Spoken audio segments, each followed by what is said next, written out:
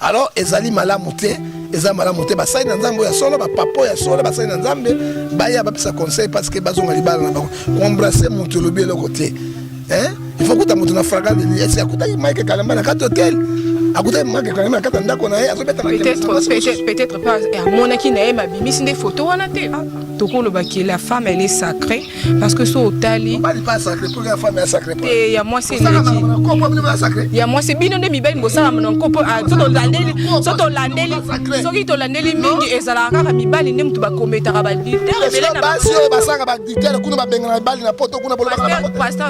Prophète John, tout 5 couples. Comment on a qui sont problème c'est pour mes ala mibali. Mibali te baso dans 10 couples car basi ba fautif. Ce qui est athée jamais et que l'on va la passer abonder les enfants. Mais Mike abonder là. Massa na musique embie. Mais abonder là et l'on va rater. Ezaka mwana oya to si papa na ete maman na ete. Ata okebo sami ya 100 église. Malédiction que l'on va te il faut pas papa na maman bonde la bango balo ba papa le. C'est comme ça. Yo kanenge Bible. Car dans Matthieu 19, verset 1 à 22. Mobali to mwasi akoki koboya na sauf na diter, c'est ce que Jésus a dit. Moi so ataki ndako na yo, atumi ndako, atu ba compte bancaire na yo. Jésus a pris ici divorce parce que la Bible c'est notre constitution.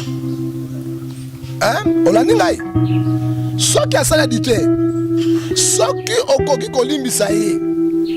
Toko ko boy libala wana ezali volonté na yo. Mais moi si a boy libala. Mobali a boy moi si na ye. Akei ko bala moi si mosusu. Obe mobali moi si ko bala mobali mosusu a commettre adultère. Bano ya kobota ezaka bana masumu bana libibi. La Bible est très claire. Yéjibe azoboya. Mais pasteur Moïse, abala pe moi si total la répète. Ah mais ça peut moi c'est bon.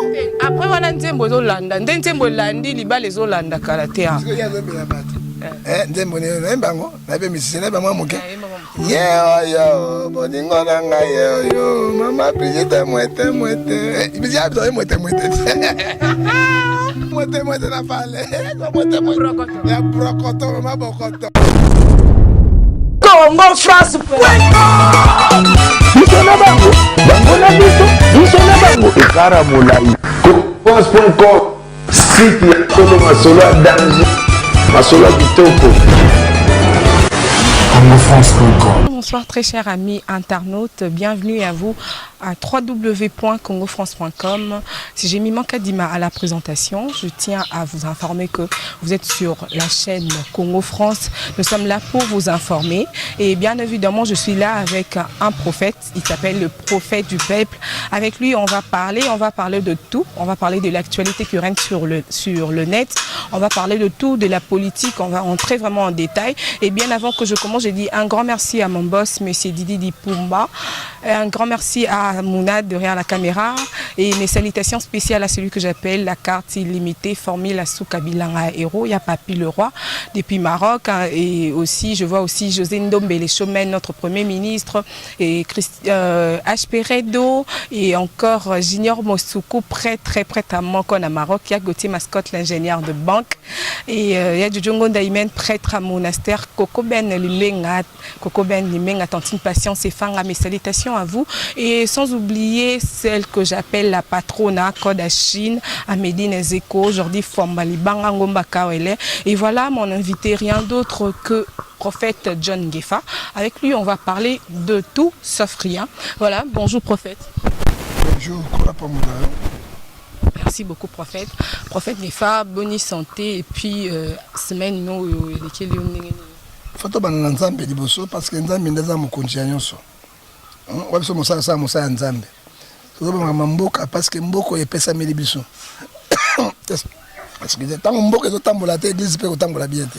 Parce que eza molimo na nzoto eza eloko moko. Ya moto bana nzambe koloma kambo apesa so boya toloba de la part du Seigneur. Kaka nzambe moko azala mokonzi. Tata na lola to pamboli yo lisusu na ngunga malamu oyo to pamboli chaîne oyo Congo France maboko na yo to pamboli a PDG na bango de Pumba waza na mboka poto pe na Muna Cédric Cordon na mboka oyo na ba journaliste yonso Congo mobimba to pesa maboko na yo soki yo te eloko moko ya malongo kosalema na kati na mboka yo te yo lobi elikia ya bato ezali kaka pamba yawe toyebi ete kongo moko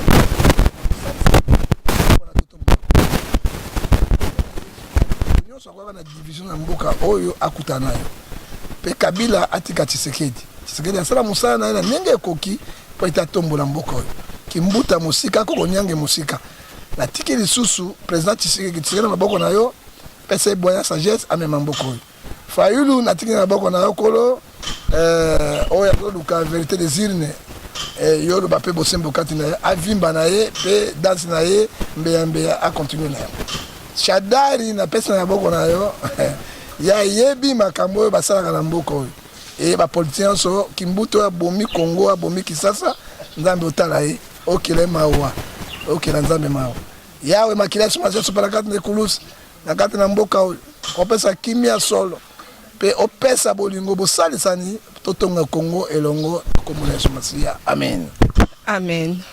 Voilà, prophète John Gefa autour la prière et puis bolandi j'espère que prière on est ici Brian Panzo l'ingénieur boss et prophète John Gefa autour le Belasiko Martin Fayulu on a danse na mbea au fait prophète John Gefa vérité il y a une nationalité il y a Martin Fayulu autobima comme on est Keita un vrai congolais mais Mikolele qui a prophète John Gefa bande ko komisa de Monique za congolais tu peux dire quoi par là bino bato nyonso kaka congolais te bino bato nyonso kaka congolais te hein lelo pena okanga wa Tshisekedi pas congolais te boba Tshisekedi mongala hein boba Tshisekedi président hein mais so omoni Félix Tshisekedi omoni papa na ye pauvre Tshisekedi ba même train hein ba même train hein lelo bino kaka bato internet do Tshisekedi aza congolais azali nini te azali moluba te azali mongala alors nana ebisi bino omoni biloko wana eza mabe mingi hein biloko wana ezali mabe mingi koleka o tinalandaki yango okomona Keita ezali journée moko Brazzaville nde bimisi eloko wana eza lokuta Fayulu azali otobengi pena moto ya bandundu hein azali oyo balobi papa na commerçant ayaka te bozoko bebisa crédibilité na ye ozomona mais tant moto azwi nationalité ya mboka wana komi congolais tant moto azwi nationalité ya France komi France neti papa na mama na baba Suisse tant bayaka baba Suisse bana nationalité wana Sarkozy lelo azali président aza ngwa hein so tokamati Eduardo Santos Angola ça automé principe otabi ça la vérité même ça so otabi ça la vérité hein tant moto azwi nationalité ya mboka wana et komi deuxième patrie na ye bino bolukaka makambo okela nationalité ya Fayulu wana Fayulu c'est un Congolais, aza moto ya bandundu, hein, botika biloko ya lokuta oyo bo même. Je me suis pas na Camerounais. Je me suis benga faza Camerounais Congolais, mais kala mingi te bokolo bango. Fayulu, j'étais chez lui à Balande camerounaise. Moi c'est une des grande sœur il y a Eto Samuel. Ça c'est la vérité. So moi si a Fayulu Congolais c'était na kondima, azali camerounaise. Moi si na ye nde moi grande sœur il y a Eto Samuel. Ça c'est la vérité. Mais bon on a Fayulu Keita sénégalais on soit bien camerounais à to kondima manane. Boni ko bebisa ba crédibilité à bateau et pas un Zambé ba tête ba faux témoignage. Ezali Galates 5 verset 19, montabe sa faux témoignage pas bateau à kota ba konda Nzambe te a kozika na moto na gain. Et voilà, là c'était juste une parenthèse tellement que ça ne pouvait pas passer inaperçu au prophète John Gefa avec qui dernièrement attaché à Martin Fayulu. C'est pourquoi il fait qu'à banda par là. Lelo nga na shanda kombo na zongela siko kombo na nga kala. Kombo na nga tuna nga kombo na nga nani? Kombo Tatu Kabishi. Na zonga na kombo na nga moluba. Mais na za congolais, obenga na mongala te na shanda kombo, na kombo na Tatu Kabishi. Nazali c'est congolais, moluba congolais. Mosale ya congolais, Katanga za congolais, Motabandu ya congolais. Alors na ça, azala za moluba na congolais za mongala ya congolais. C'est ça le problème. Kaka lobby a komi boy, a komi bobe na pe rwandais ou be burundais. Karaté. Voilà, prophète John Gefa, comme même le bisoir précisément, et ça m'a les cas dans milieu chrétien. donc milieu na biso surtout parce que nga pena chrétienne milieu na yo prophète Ngefa donc yango toye a kosala komeka un peu kosala analyse sur yango donc récemment mikolo surtout et tomoni moi c'est Mike Kalambai elle est très en colère à Siliki parce que cause des années infidélité à Mobali nae elle s'est décidé même que ça nini ba benga yesu sous Peniel Kalambai te à lobby makambo belé à éclaircir pe bateau bandolo sur photo Mike Kalambai en deux qui embrassé fille mon boana et puis il y a ici la vérité lobby que c'est vraiment vrai par là est-ce que acte a posé à exposer surtout dans internet à sali bien toi Salima. Non, nous disons, nous condamnons Ephésiens 5, verset 11 jusqu'à 14. Nous sommes condamnés parce que les balles, c'est un kabolingo pe secret. Et puis, on a fait maman sur le bali bastard. Il faut qu'on ait un thème. Ce n'est pas facile. Et ça n'est pas le cas de bali star et à moi aussi. Il faut qu'on ait un thème. Il y a des journalistes sur Internet. Bastard, mingi bazali. Quand on a un thème, tango lingi, quand on a un thème. Supporter. Tout ayo kanga motema, tout pa moninga kanga motema. Hein? Mais c'est vrai ce que je te dis parce que mutako banga loko muke azala chrétien. Chrétien azala fermi. Ayeba, mais so za chrétien te. Tantôt na nzambe tantôt na mokili ezali somo. Yango monaki tolobi boy. Na landa kinga imoko biloko na ba Twitter na banini na monaki yango mabe. Soki ayeba kibongo. Ako benga mobile na ye à l'amiable ba yeba kutani so malibala abomi libala. Mais nous condamnons la divorce. Pour divorce, c'est dans la conséquence ébélée. Hein? Au moment dans Joseph, moi, si na zemi, ça zemi na ye, à Luka qui est l'amiable, atika moi si wana pour asam sa moi si wana te. Au moment pour asam sa moi si wana te. Et puis na kata juif, sur ba ebi mobali wana zemi na te, peine ngo za ya lapidation. Bako bimisa yo babani ko beto mabanga boetina mwana na bokufesika moko. Ozomona abuya ki makila ya mari et makatuna. Tango azo kanisa makanisi wana anje bimele abi attention. Moi je suis ajusé mina motote Saint-Esprit. Zwa moi sina mwana bokola bango ayokaki. Alors tango maman na mona ki biloko nengo na kolo ba meme na longo comme nga penyele nani wana non. Ezali malamu te. To condamner yango parce que Galate na Matthieu 19 verset 1 à 17 elobi soki okuti mobali na mbeba soki olingi koboya ye soki olingi koboya ye okoki koboya ye ou bien okoki kopini pe olimbisi ye mais oyo mama na komi koleka ba réseaux sociaux ezali ko bebi sa valeur ya mobali ko style sa carrière na ye et puis tomona carrière Matou Samuel esilaki à cause na biloko alors ezali malamu te eza malamu te basali na nzambe ya solo ba papo ya solo basali na nzambe baya bapesa conseil parce que bazonga libala na bango ko embrasser monto lobi eloko te il faut kuta monto na fragant de lui est-ce akuta Mike Kalamba na kata hotel akuta Mike Kalamba na kata ndako na ye azobeta na peut-être pas à monaki na ma bimisi des photos wana te bon comme sa photo et sa garçon à monaki lokola déclarer bi fa bin sa photo lokola be preuve mais peut-être mon est trop grave bon mais on connaît abimisika alors songi ya bato surtout bino bato internet ba journaliste songi et les cabines to bimisaka de vérité oyo nkuko ebimande na comme on a boliki songi ko ba vie privée bato mingi ndenge na monaki yango atanga na monaki yango na sepela kite na ebaki conséquence oyo koleka oyo ko salema wana et conséquence moko ya malamu te bana na nzambe so likameza ito bongo la amiable mais notre chaîne ba internet mokimo ba mona yango et ça malamu te et nous condamnons les tels actes. Prophète John Ngefa, la relation sont des par exemple moi mobile aux vivre na moi si et puis na moi si on a bokabwani quelle que soit cause de séparation na bino et ça mobile ndem to ki faut tirer moi si soit mobile a blessé qui moi si moi ça qui n'est pas bali mobile pour que bali ce qui moi si wana azaki na ba regret envers yo mobile est-ce que ko causer pe ce que vani peut bon regretter et ko causer pe trouble pe na libala wana monsieur mobile yo kanenge bible lobby car dans Matthieu 19 verset 1 à 22. Mobali to mwasi akoki koboya na sauf inaditaire, c'est ce que Jésus a dit. Mwasi ataki ndako na yo, atumi ndako, aju ba compte bancaire na yo. Jésus a peki ici divorce parce que Bible c'est notre constitution. Hein? Olandi ngai. Soki asala aditaire. Soki okoki kolimbisa ye. To ko koboya libala wana ezali volonté na yo. Mais moi si aboy libala mobali aboy moi si naye akei ko bala moi si mosusu obe mobali mwasi akobala mobali mosusu à commettre adultère. Bano ya kobota ezaka bana masumu bana libibi. La Bible est trop claire. Est-ce que vous avez prière à Eni Solangi ndé mutu yesala ke penyel na Mike baza na moi azara moi si na pena ba umeli mais après Frank Mike Kalamba ya boya ka boya ke obala oyebi Mike akobala pena à cause ya ba intérêt personnel. Hein? Oyebi eloko nyonso intérêt. Moi, ce moment ne passe. Yo tiki. Parce que la Bible me dit, quand un malheureux crie, l'internet écoute et Dieu sa prière.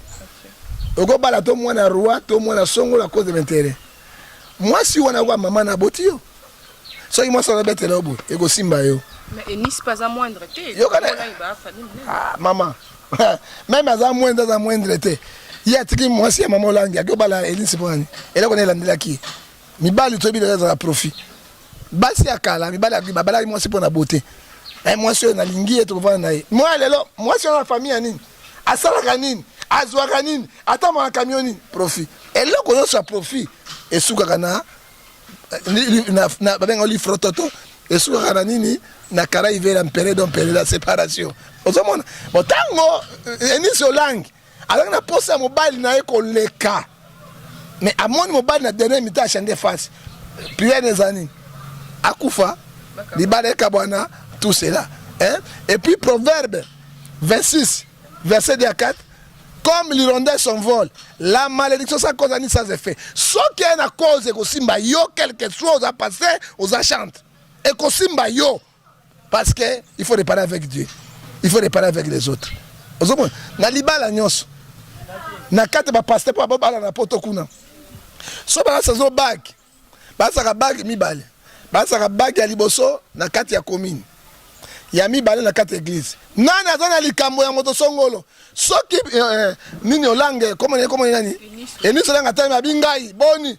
Mobali a trompa kinga ko bala mwasi mosu dibale ko salem pasteur akobukanga se dibale wana te. Yango ko bateba maele mabe ya pelengendu bakoma okima na mabala musika po bakoma conséquence. Soki ateli mga bingana na problème ni.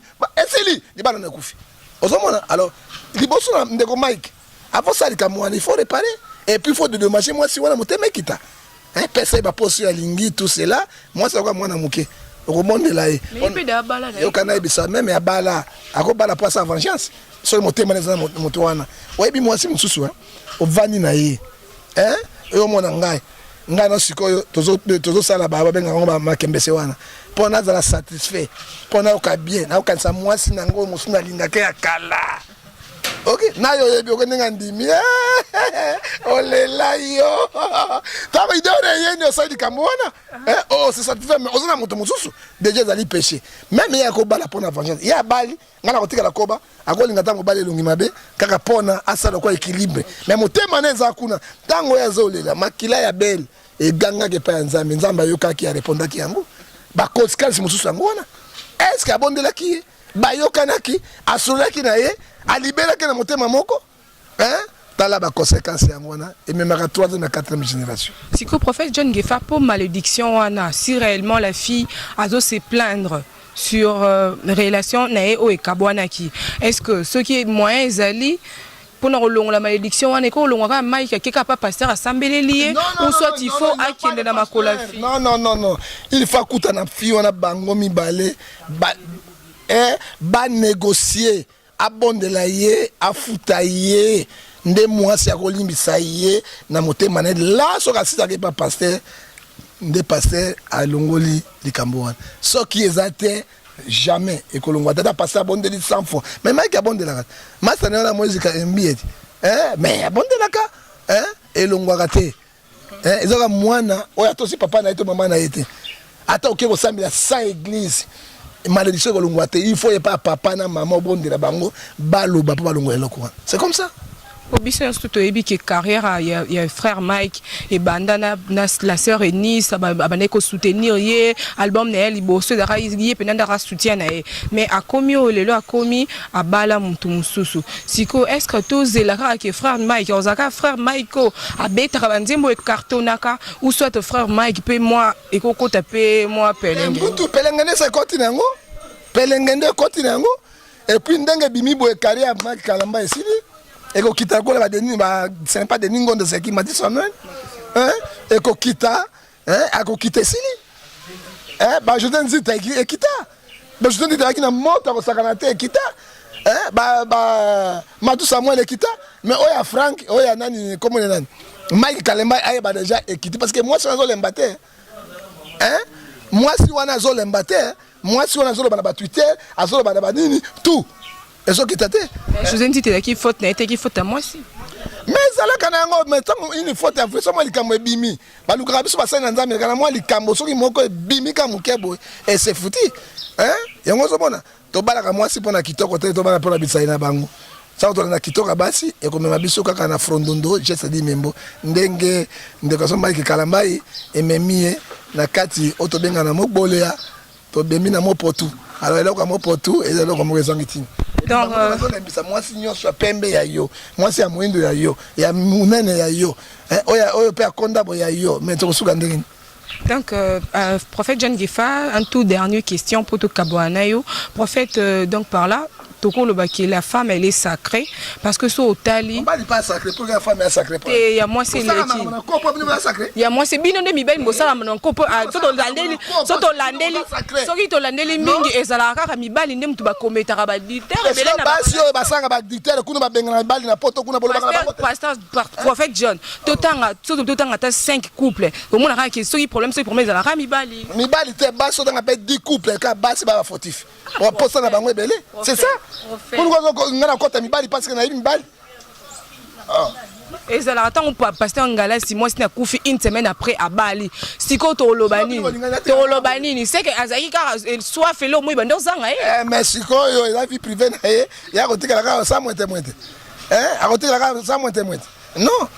Basi ba mabe mi bali ba mabe tokolo bana mutu moko te basi mitema munene mi bali pe ba mitema minene mais il faut se comprendre pour couper temps la malam. Les prophètes la plupart ils ala ka mi bali ndem tuba banyo au mona mobali ndeti prophète ola ti bagi munene bo mona se kuno bombe alliance jeune fille mo bo le ka bo ayebi te que prophète abala o récupérer mi bali ba comment ça la na lobi na bino boy basi na bala ba kota ka botel balonga ba bagi bagi lobi eloko côté libala na bagité ba ma sœur pendant catholique hein azokeni na kati na libala na yeboy alongoli tambala na yeboy alongoli alati à côté hôtel non de lobby et l'autre côté pourquoi bangala pourquoi ta vie privée bato pona ni moi je suis pas célibataire je suis marié j'ai une femme on a badé officiellement à niveau est-ce que mon toit ngana ko bana so mwana mutu na to fan prophète alliance pas bi se symboliser parce que son to tambo ba mon ah son to tambo ba deli boko na ngeza na ngo vide bo na lati wana ya alliance normal alliance ba ta pelenge non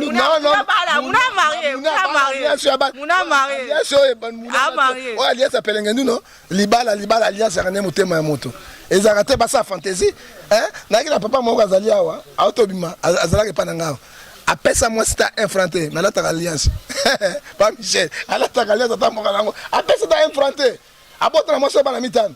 En fait, c'est que ceux qui va passer autant va pambola, c'est que bâti quand on l'a ça c'est alliance ils nécessaire que moi ça symbole. Mais alliance ya solo, alliance ya solo ezaka motema ya mutu. Na kati ya motema. Omoni moi ça Mike Kalamba. Azaki na alliance wana. Alobaki ni na pire na sengo tozati na kufa lelo suki bon. Vous comprenez? Lelo suki bon. Hein? Nga préfère moi si ndumba sa la vie. Soko bali en expérience libal.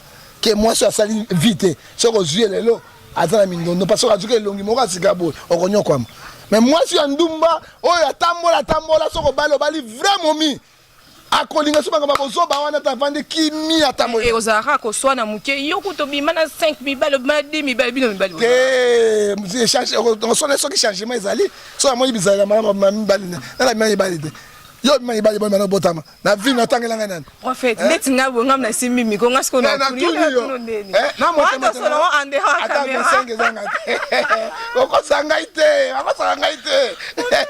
ata 25 zanga te bon o bali to na mwete oyebi yo kana bisayo yo kana biselo comme na bible Matthieu 5 sukamati 6 à 12 même otamboli na mobilité otamboli na mwasité et fait que na luli yo kaka na suki no ndengo za boy tiola mais déjà na coucher na yo hein na moto azui yo bokene no hôtel na ngai na luli yo boye to sali même péché na ko sauver c'est ça le problème le côté mobile ka bo 500 toté Même si on a louli yobo, louli mobile à Zagabogara, et si le péché. Il y a une Bible, les hommes, dans Romains 3:10, personne juste devant Dieu. Ozomona, mettez na maîtrise wana to ebaka, maîtrise wana ko ça il parce que et comme mabiso na kati na mo potu. Encore bana mibali pe bazara sorota moi si déjà otala moi si bo déjà olongoli déjà bilamba la mise mibali basi peta motango bali boso olongole pe bilamba zo mona ndefu manga. Oui, non mibali pour qu'on a basi. Moi ça otala moi ça otala mbata. Biso la tanga kala soki moi si on bala tale botan.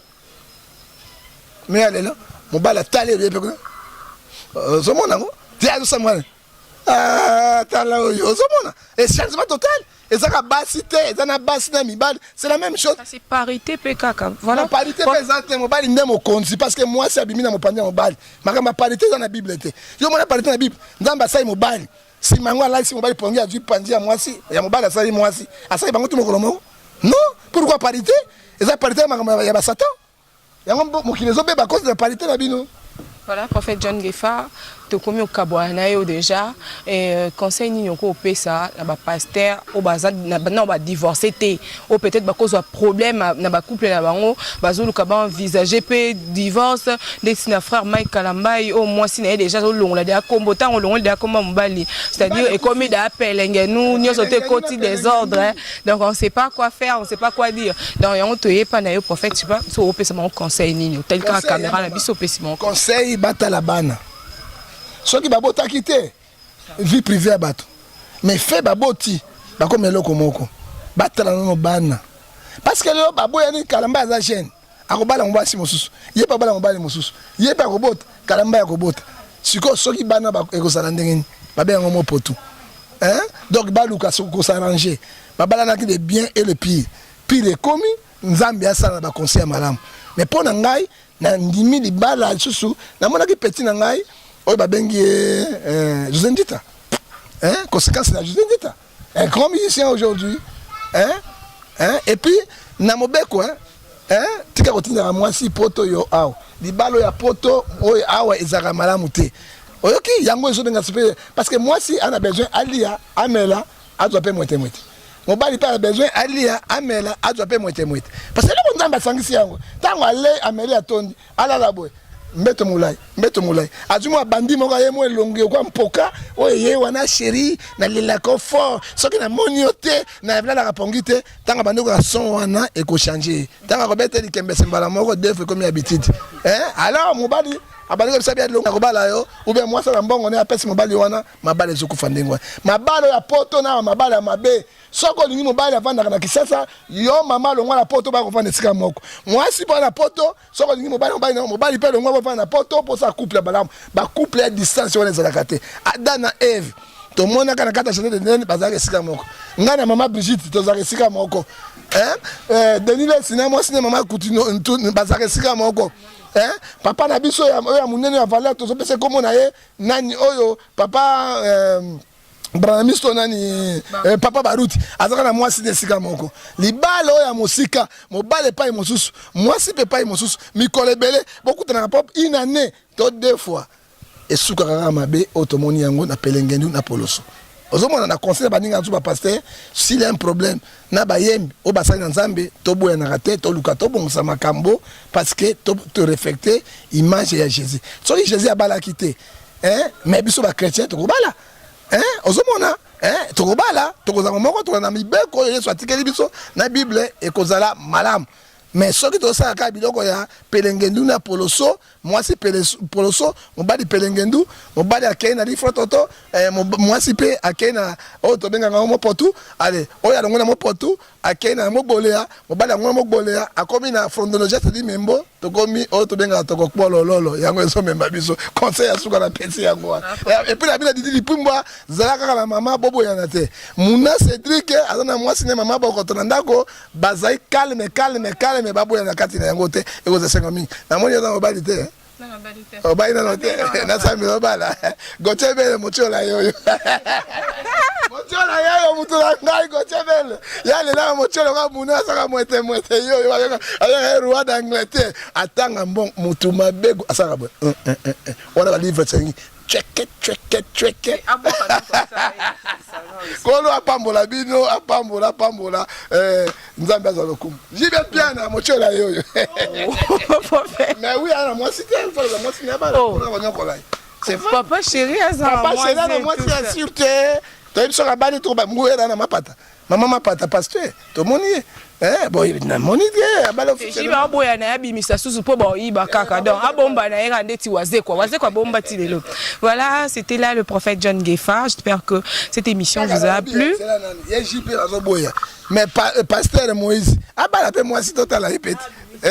Abi mais ça peut moi c'est bon. Après voilà nzembo zolanda, nzembo landi liba les zolanda kalatea. Nzembo ne bango, na be misina ba moi moke. Yo, boningo nanga yo, mama Brigitte moite. Il me dit moite. Moite na fale. Moite. Ya brokoto, mama bokoto. Soko boy ça mokili na yo. Voilà, c'était là le prophète John Gefa, comprenez, c'est l'ambiance avec lui. J'espère que cette émission vous a plu. En attendant, restez branchés sur notre chaîne www.congofrance.com. Et moi, je vous dis bye bye, à la prochaine. Congo France.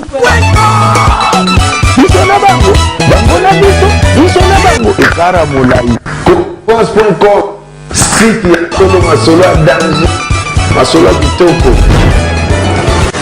Congofrance.com.